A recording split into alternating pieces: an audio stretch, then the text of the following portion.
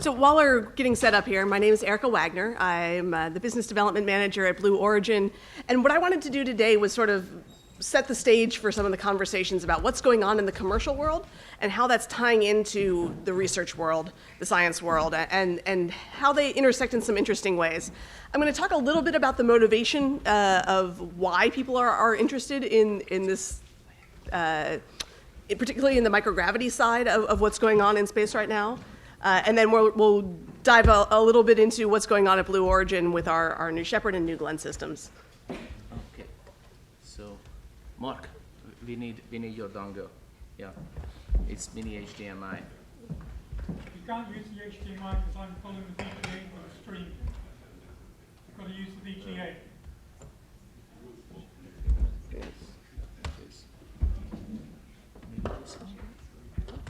Yes. This is So Blue Origin got started back in 2000. We've been around sort of as an R&D organization, now moving into the context of operations. And what you'll hear from us is that our motto is Gradatim, Ferociter, step-by-step ferociously. Interestingly enough, it used to just be step-by-step. It was Gradatim for many years. They added the ferociously because there's a sense that this is not something we have all the time in the universe to do. We have, the time is now to really catalyze these changes that we need to see. Our vision is millions of people living and working in space. And that sounds like an easy thing to say and an incredibly hard thing to do, and it's not something that's going to happen overnight. So we ask the question of why? Why do you put millions of people living and working in space? And let me break that down into sort of its components. Millions of people says that this is not just a mission, right? This is the community moving out into space. Living and working implies that there's a place to go and something to do. And those things are not there today. The space station is an incredible asset, a world-class asset, but it's really intended for a few very narrow purposes and a very small audience. Wonderful, thank you.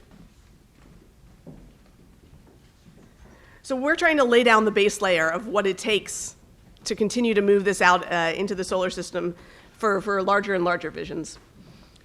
The why for us is important. This is not about finding a plan B for planet Earth. Plan B is to make plan A work. So we believe in a future where we are leveraging the enormity and the resources of space to make Earth a better place. Right? This is not about abandoning ship. This is about making spaceship Earth continue to be our Blue Origin for a very long time to come. Our team is up to about 1,500 employees. We're mostly centered in the Seattle area. We do test and launch ops down in western Texas in a small town called Van Horn. We just opened a new facility outside Cape Canaveral for building and launching our orbital launch vehicle and some other facilities coming online around the country. You can sort of organize us into a few different areas of products, if you will. A New Shepard, our suborbital rocket, doing what Alan Shepard did back in the first Mercury flights, going up and coming back down. New Glenn, our orbital launch vehicle, coming online with the capability to take very large, heavy lift up into orbits around the Earth and other destinations. Go ahead, keep going. You do your thing.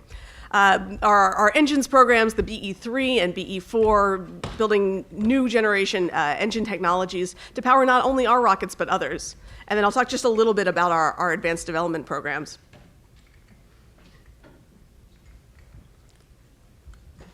The New Shepard rocket has been flying for about 2 years now, and it's really been interesting to watch this rocket comes online. It's about 70 feet tall, and it stands out in the, I'll let you work on that. It stands out in the Texas desert in a town called Van Horn. We're about 2 hours east of El Paso, and that's really starting to move us into this era where it's not just about a rocket. It's about what that rocket can do. Are we getting anywhere here?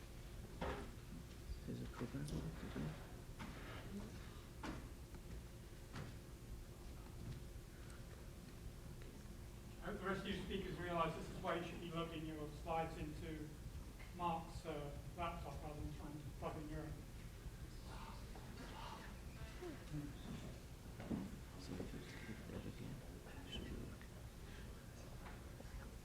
Yes. Hey, look at that. We have slides. Great. So maybe it's easier to tell this in terms of an actual rocket launch. So this is my day at the office a couple of weeks ago. We went out to the Texas desert and we lit up our BE-3 engine, 110,000 pounds of thrust, liquid oxygen and liquid hydrogen. And that rides up for about 2.5 minutes straight up to the edge of space. But again, while the rocket's incredible, it's about what's going on inside. On this mission, we had a whole series of payloads that were testing everything from the first commercial Wi-Fi in space to technologies and science that were looking at the effects of microgravity on life and physical sciences. We had work going on with NASA, with DLR, with the private sector. And for about 3.5 minutes, you get a chance to see what's going on in space. What happens when you turn that G switch to 0. Now, the rocket comes down and touches down in the West Texas desert. The capsule comes down under parachutes with a thruster system that kicks up a lot of dust as it lands. And what we're doing here is we're saying, let's reuse these vehicles in a way that really brings down the cost of spaceflight. As you'll hear from my friend Erika next up, this is really changing the whole economics of how you think about space. It's not about a rocket that's one up and then throw it in the ocean. It's about how do we move to an era where you can reuse these systems over and over again. When you do that, it opens up the world for space tourism, for humans in space in a way that's never been done before. We're moving away from that right stuff of the 1950s and 60s to all that other stuff that makes us human and why people want to experience space.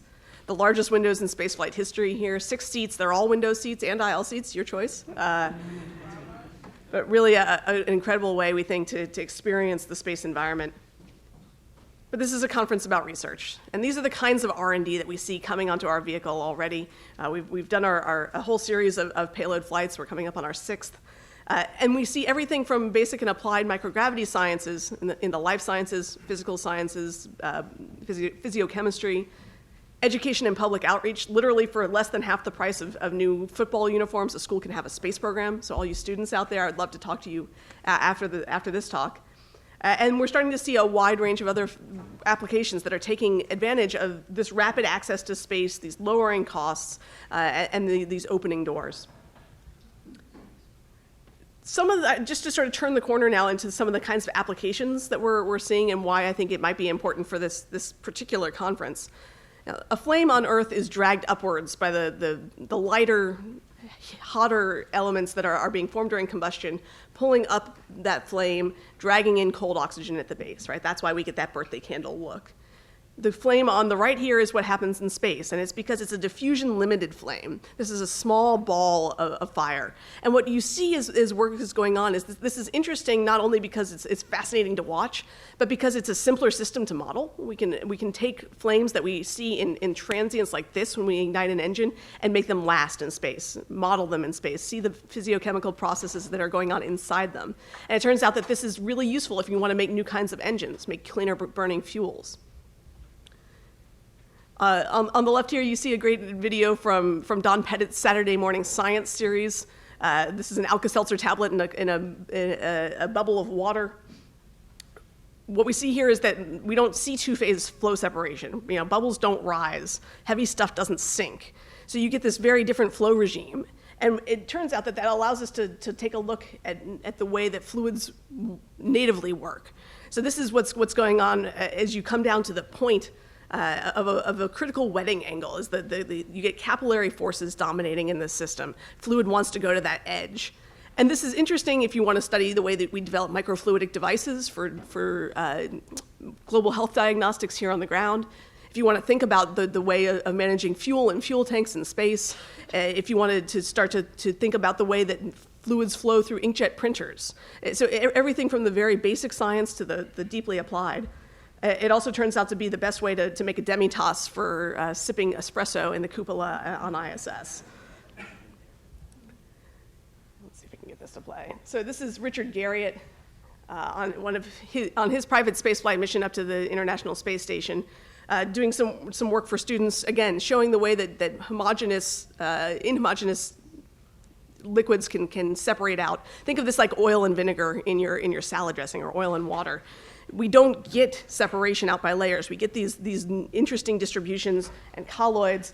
And it turns out that that's not just interesting in liquids, it's also interesting in solids. So this is some great work that was done in the early 90s on parabolic and suborbital flights by Marshall Space Flight Center to look at what happens when you take a hot piece of glass and pull it into a fiber optic cable. On the ground, in a matter of a few seconds, you start to see crystalline structures fall out as those heavier elements sink. In space, you actually see that this crystallizes much more slowly and much more cleanly.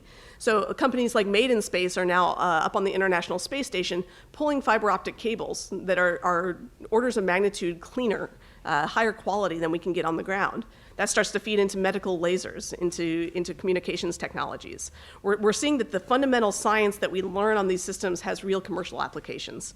And I think that that'll play into our conversations about what's going on in future space stations. These are two of the payloads that flew on our New Shepard flight back in December, both led by Professor Stephen Collicott at Purdue University. The one on the left is a collaboration with a small business in Richmond, Virginia, that was interested in how you treat collapsed lungs in space. How do you separate out the air and the fluid that get into a lung in a medical emergency? They were using that same critical wetting angle technology that we saw earlier with that espresso demitasse, and using that to drive forward to technologies that will keep our astronauts safe. Again, applications here on Earth, it turns out that's really interesting if you're on a medical evacuation flight on a helicopter that's bouncing up and down and doesn't have constant G. These things apply back and forth. On the right, the other end of the spectrum, we had a group of second graders in rural Indiana that were curious about whether or not fireflies could light up in space. They asked the question of their teacher. Their teacher ended up calling Stephen Collicott at Purdue, saying, you know something about space and fluids? And Stephen, rather than giving them the answer, said, well, why don't you try it yourself? And so with a bunch of 8-year-olds, built a space payload, launched it on New Shepard, determined that indeed fireflies can light up in 0G. They took that information to the Indiana State House, and a few weeks after the flight, the lightning bug was named the state insect of Indiana, much to their surprise and delight.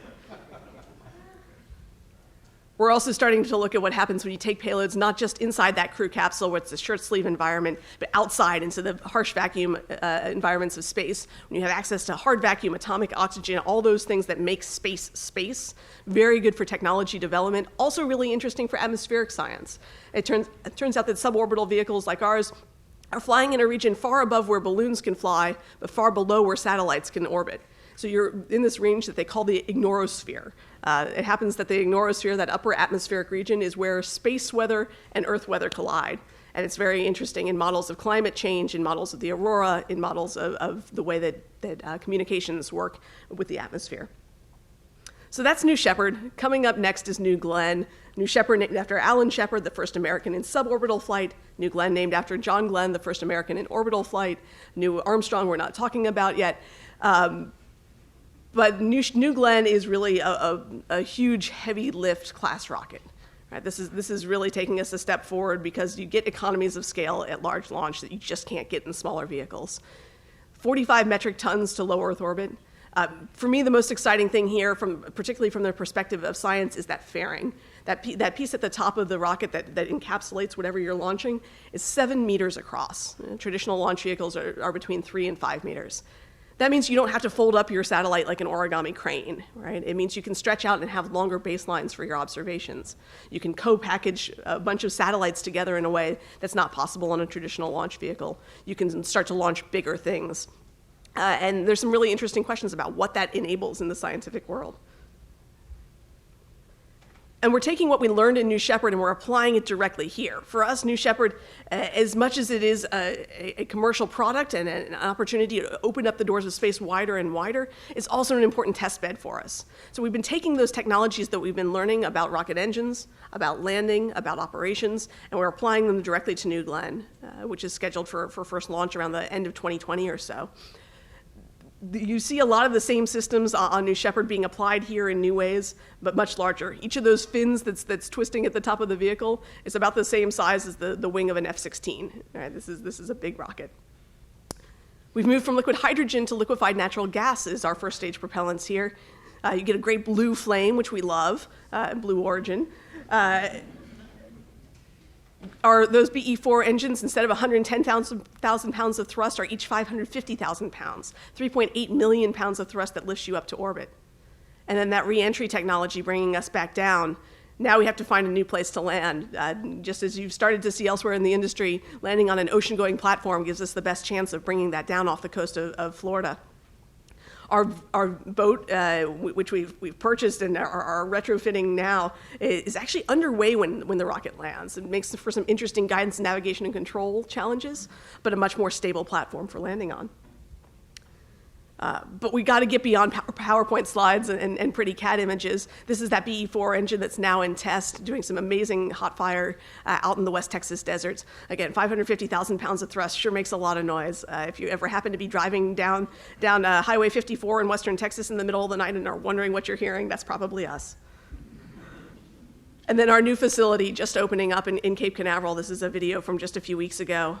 750,000 square feet of manufacturing space. That's bigger than the footprint of the vehicle assembly building, the VAB, down there at Cape Canaveral.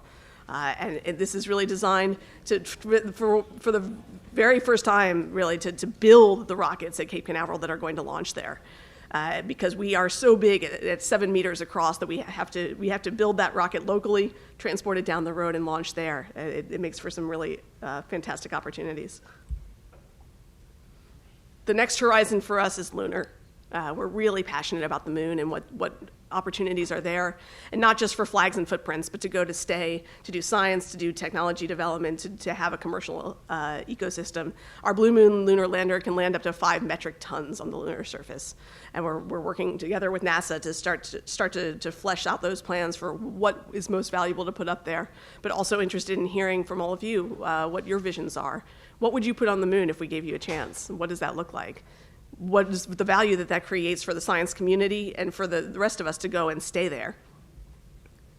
Because at the end of the day, what you'll hear Jeff talk about is that when Amazon was founded, it required a base layer. Right? Amazon could be built because we had interstate shipping, we had credit cards, we had the internet, we had all the basic pieces that you just had to layer this application on top of. We don't have the basic pieces for space yet. We're starting to get there, and that's really what Blue Origin is all about, is making access to space so cheap and inexpensive that the next generation of entrepreneurs, scientists, and innovators can lay those applications on and take us to the next steps.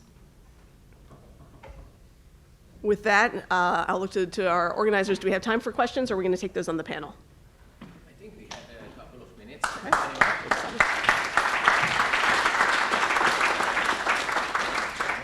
I was very happy to see the Blue Origins building at Cape Canaveral. We just visited the place with my children. Oh, very good. You know, the future. Yeah, absolutely. It's hard to miss. It's a big blue building. Absolutely. Yeah. So, do you have any questions? Yes, please. Hi, Erika. Hey, Rich. I was wondering, what's the separation between industrializing low Earth orbit, commercialization of low Earth orbit, cislunar space, and the moon, which you showed? Is there a big difference in your mandate between the two of those? No, for us, it's about basic capabilities. It's about that base layer and not about a particular destination. So I think they come step by step. It's not something that we can do all at one time, but the question is, where is there, what can we do to put the pieces in place and see who comes in place with us? Yeah. Can you say more about the time frame and how you're working with NASA on the lunar aspect? In other words, maybe a little bit about the commercial lunar payload services. Maybe the NASA folks will say in depth what they're trying to do in a broad way, but is that the vehicle that you're trying to work with NASA, and what's the time frame? So I won't talk about time frame today. I'll leave that to others. But certainly the public-private partnerships that come together in something like this are incredibly valuable. Jeff was just at the ISDC conference last week, receiving the Jerry K. O'Neill Award, and was talking about how this is something we're going to do anyway. If we have NASA as a partner, that'll happen faster. So, have you looked into launching satellites from your rockets? If so, what kind? Absolutely. So we have a few customers so New Shepard, it goes up to altitudes of about 100 kilometers. That's not high enough for most satellites. They need to go a bit higher. New Glenn is going to be launching into low Earth orbit and orbits beyond that, and we're already contracting for our first satellite launches. Mostly commercial telecom satellites right now. MuSpace in Thailand, Eutelsat, another number of other players in the satellite industry. I think the next question is, where do we start to put the science with this? Commercial is one thing, but that next opportunity of returning value is something that's very important to us. Up in the back. No, you. Dr. Amanda Moore, National Space Society. One of my roles is educating what I call the person on the street, the taxpayer. Yes. But also the fact that humans love tchotchkes. So have you marketed your feather? Is there a toy? Is there something out there that I could hand to somebody and say, the company behind this does this, this, and this? Yeah, so right today we have a store just for our employees. It's in our basement and it's very small. We're looking at that though. We get inquiries every week on how can people come and be part of our universe. So we're absolutely trying to figure out how do we start to make that available to the public in ways that include things that are flying on our vehicles, as well as just the I want a Blue Origin T-shirt to walk down the street in. A pin and a pen will help. So will a plush toy. Thank you very much. Yes, down in the front.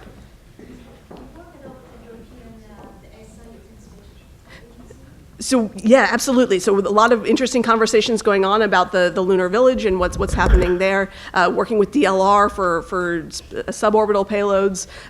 We have we've opened up a Paris office about a year ago. So small but mighty. So very much looking forward to playing more with our friends in Europe. Thank you. And then we'll come over here. Jeff talks about creating industrial space in LEO and beyond, Yeah. right? And moving some of the heavy manufacturing off Earth. Anything on that a little bit more, in a little bit more detail, a little bit more flavor on that? So Jeff Bezos talks about zoning Earth residential, right? And taking the things that are destroying our planet and moving them off the planet, because there is a wealth of energy, there's a wealth of resources, there's things like hard vacuum and microgravity that can actually enhance our manufacturing capabilities in space. We are not necessarily the innovators in that space. We're looking for others that are passionate about that as well, and laying down the capabilities. But I think the question is, what's necessary to catalyze that? And I would love to have conversations about that. I think we have time for one more question. I'll go up to the back corner. Hey. Yeah, I was wondering, for the new Glenn, are you going to be offering planetary small sat opportunities? And also, speaking to the heavy industries aspect, I think the culture, like the 40 acres and a mule that drove us out west, do you think there's going to be public-private partnership opportunities for sort of moving those heavy industries out? Yeah, so let me tackle the second one first. I think absolutely the question is how that evolves, and not just in the economic sphere, but also in the policy sphere. A lot of interesting work going on in Washington, D.C., in Luxembourg, with the UN, that are rethinking how we understand ownership of assets in space. I think that's a really important base layer that we're not yet there as a planet. For the earlier question, what is New Glenn capable of? Absolutely, we've got C3 performance, and we can get things out to the moon and beyond. I think it's just a question of what and where. So thank you very much for your time, everybody. Enjoy the conference. I look forward to talking more.